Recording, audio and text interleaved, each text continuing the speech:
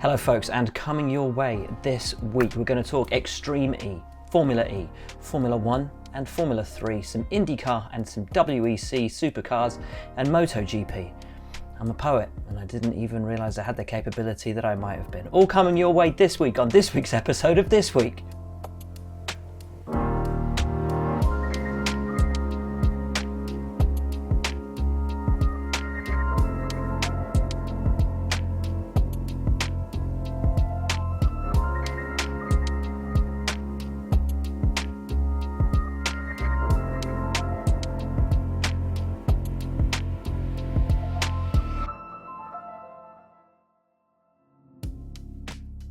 Hello folks, and welcome back to This Week. Thank you, as always, for your continued support, for your comments, for your questions, for your subscriptions, and of course ringing that notification bell so you will be the first to know when we upload anything to this channel.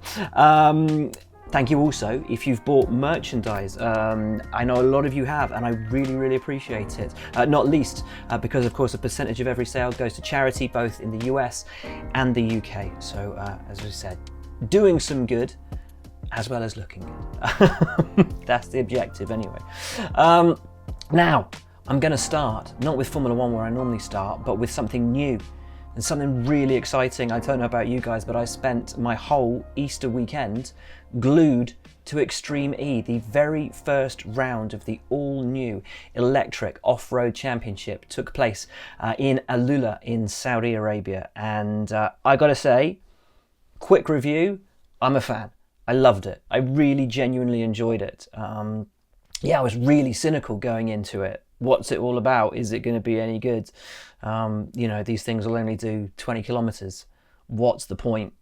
Loved it. Honestly loved it. Were there problems? Yeah, there were, and you can't escape it. There were issues with the batteries from the outset, meaning that they had to reduce power between the two qualifying sessions. Veloce didn't even make it to the second qualifying session because of a crash in the first qualifying session, which forced them to withdraw as there wasn't a spare roll cage.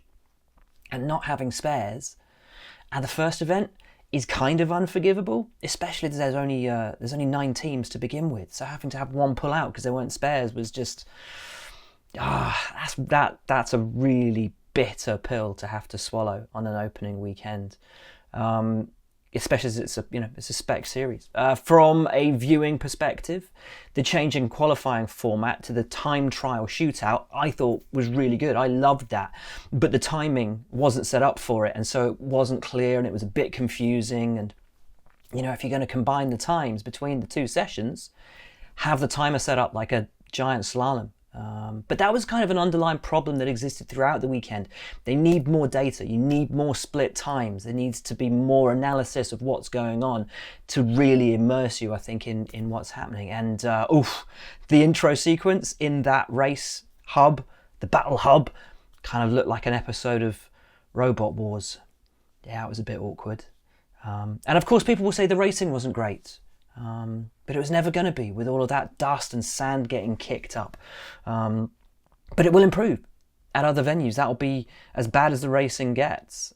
Because on the whole, honestly, I loved it. I really enjoyed it. I found it thrilling. Katie Munnings, driving with 3 wheels left on her car after the flat in Q1 was just brilliant. I loved watching Carlos Sainz and Sebastian Loeb going wheel to wheel and banging doors with each other, and just the performance over the entire weekend of Johan Kristoffersen and the absolutely incredible Molly Taylor at the wheel of Nico Rosberg's Extreme E car.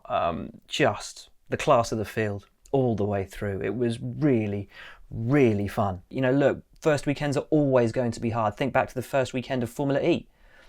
What was it, 18 cars had problems in their first session? I look back to the first weekend we had of GP2 way back in the day when I was press officer there. We had 16 cars retire with electrical problems in first practice. And then the pole sitter's engine blew. And everyone's brakes exploded in the first round. It was a nightmare. It was a proper nightmare. First weekends never go smoothly. But if this is the foundation for Extreme E, just imagine where it can go from here. I think it's got really strong foundations. And look, I still don't know how it's going to save the world, The video on Extreme E's own YouTube channel explaining what desertification is has got, at the time that I'm recording this, less than 5,000 views. So I'm not convinced that as yet the messaging is getting across or is where it needs to be. But I'm sure that with the locations of future races being a little less tenuous to the intended objective, I'm sure that will pick up.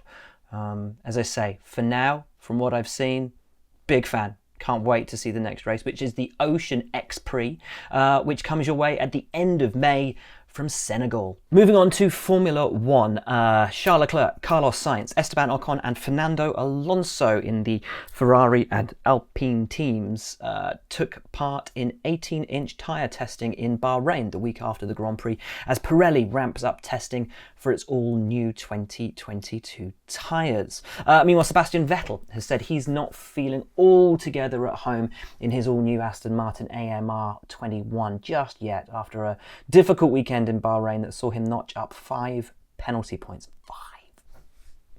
5. Some sharks already circling, asking when his Ferrari tail-off will end and whether he'll ever get back to his World Championship winning form.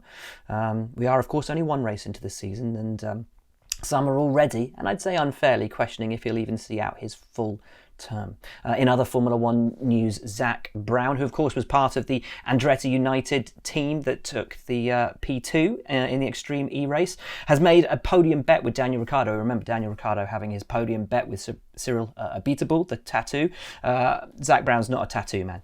Doesn't like needles. He will, however, give Daniel a drive in Dale Earnhardt's 1984 Chevy NASCAR. Daniel, of course, a massive fan of Dale Earnhardt Sr. And will get to drive his hero's car if he gets a podium for McLaren this year. Meanwhile, at the top of the championship fight, Mercedes has reiterated its belief that Red Bull are the title favourites, given that Red Bull's pace in Bahrain, a track that's not normally suited to them, was so good. This all in the week that Helmut Marko confirmed that an issue with the diff actually cost Verstappen and Perez 0.3 seconds a lap in the early running. Toto Wolff of Mercedes also appeared on Jake Humphrey's High Performance podcast, which is well worth a listen. A big fan of the podcast, big fan of Jake. Many of you will remember him from, of course, presenting Formula One. Those of you of a certain age will, of course, remember him from Banzuki. But they've had guests as varied as Johnny Wilkinson to Matthew McConaughey, and it's all about a high-performance mindset. And honestly, Toto was his usual fascinating, fantastic self. If you have an hour, give it a listen. It's well worth your time. The High Performance Podcast. Formula 3 was back out doing its pre-season testing at what ended up being a pretty snowy Red Bull Ring in Austria. Some incredible lap time set though, despite the cold, as Colette set a new F3 lap record of 1 minute 18.592 to top the times for MP. Dennis Hauger was second fastest for Prema, with Jack Crawford third for High Tech. A lot of media attention and focus on the return of Juan Manuel Correa as well for ART. His first proper running, competitive running in a single-seater since recovering from the injuries he sustained in the crash which tragically took the life of Antoine Hubert at Spa in 2019. Juan Manuel was just 0.3 off the pace in the morning, giving, I think, an impression of just how much promise exists for him in the forthcoming season. Now, in Australia, the third round of the 2021 Supercars season has been delayed by a week in response to a COVID outbreak in Queensland and tighter border controls in Australia between states as a result. A further reaction to these restrictions, though, saw Queensland-based teams moving themselves outside of Queensland, outside of the state, so that they wouldn't be restricted in their movement trying to get to the next race. And if we stay in Australia and Supercars, the mighty Shane van Gisbergen has gone and won the Bathurst 6 hours, in so doing becoming only the second driver in history to have taken the Bathurst triple crown of the 6 hour, 12 hour and Bathurst 1000. It also means van Gisbergen continues his frankly ridiculous run of form in 2021. I thought he'd won everything he'd entered this year, but he came second in the second GT race at the weekend. pathetic. His form is insane. I mean, it's properly insane. He's unbeaten in Supercars since October last year. And as I have said repeatedly on this series and on social media, I genuinely don't think there is another racing driver anywhere in the world right now on the same form as Shane van Gisbergen. He is just unstoppable. In the WRC, Toyota, Hyundai and M Sport have committed to the new future, the new hybrid future for the championship. They will create a joint initiative with the FIA to develop the technology which will form the foundation of the WRC into the future. It's the basis of the new Rally 1 regulations, with Rally 2 for WRC2 and Rally 3 for WRC3 in a similar sort of pyramid scheme to you know what I mean, to Formula 1, Formula 2 and Formula 3. In Formula E, good noises coming out of NIO as more and more manufacturers commit to the third generation of the championship. And while it's not a done deal yet, as I said, the noises coming out of NIO certainly seem very positive towards their continued participation in the championship. Formula E gets back to racing ways this weekend in Rome, and NIO will see the return of the brilliant Luca Filippi as its reserve due to a scheduling conflict, easy for me to say, for Adam Carroll. And while we're talking about Formula E, I completely forgot to mention last week that the Formula E Accelerate esports competition had been won by Aaron Jajowski. Huge apologies to him and of course to Venturi, but massive congratulations. And while we're sticking with esports, we might as well. IndyCar's esports series saw the final race won by Scott McLaughlin at Sebring in the same week that he unveiled his Indy 500 livery, the classic Pennzoil livery, and he'll be rocking a tribute Rick Mears helmet. Big fan of that. Huge thumbs up from me. Connor Daly representing the US Air Force with a B-2 bomber livery. Absolutely sensational. There was testing in IndyCar this week as well, with Patricio O'Ward topping the times on the oval at Texas and having looked good on road courses as well in pre-season.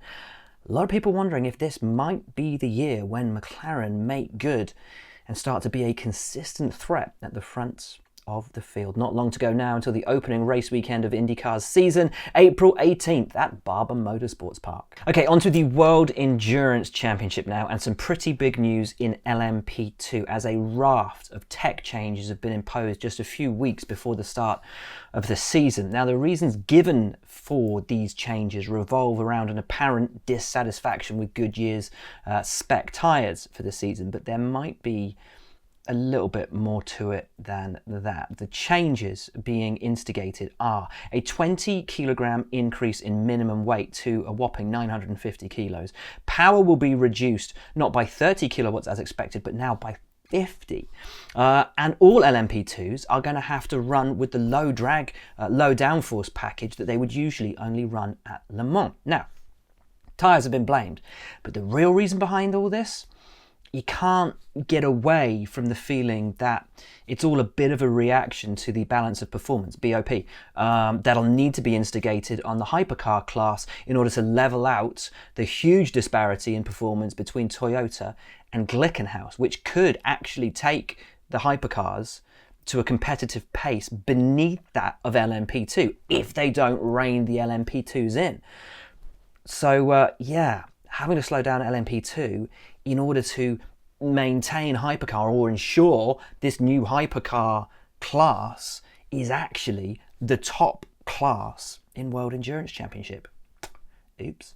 In other news, by Collis, which was of course intending to run in hypercar this season but has not, has all eyes focused now on 2022 and has announced that Esteban Guerri and Tom Dillman will be their development drivers.